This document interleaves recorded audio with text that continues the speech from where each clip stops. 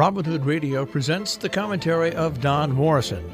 Don is a former editor at Time magazine. He's an author, lecturer, and member of the Berkshire Eagle Advisory Board. One evening in 1940, Jesse Livermore slipped into the cloakroom of a New York City hotel and shot himself.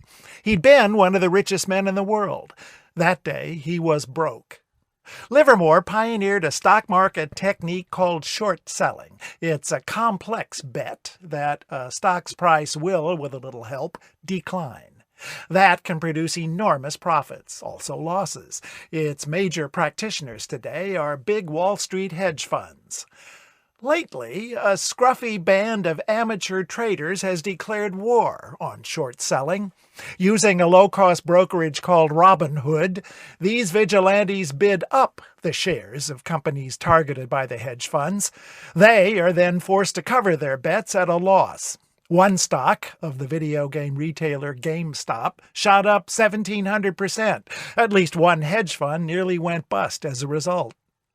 The Robinhood traders are in it not just for the money, but also to bring down a Wall Street establishment that's been fleecing us for years. It was financial gambling that led to the economic crisis of 2008.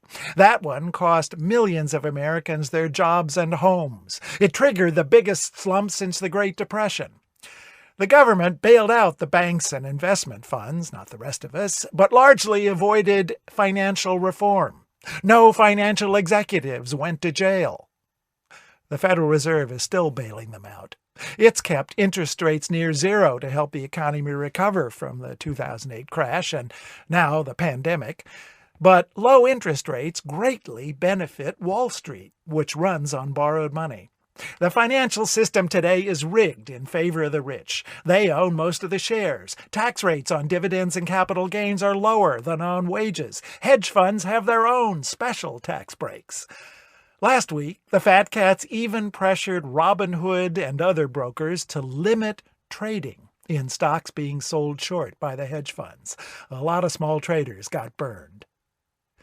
America's widening inequality has fueled a wave of populist anger on both left and right.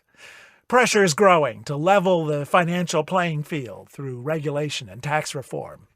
Ordinary Americans need to share in the success of the U.S. economy, and Wall Street needs to be told it can no longer treat the stock market as a private casino. Jesse Livermore learned that lesson the hard way. I'm Don Morrison. Don Morrison is an author and editor. He's taught at universities in the United States, Europe, and Asia. He's the European editor of the British magazine Port and a member of the Berkshire Eagle Advisory Board. He lives in Paris, Miami, and in Berkshire County.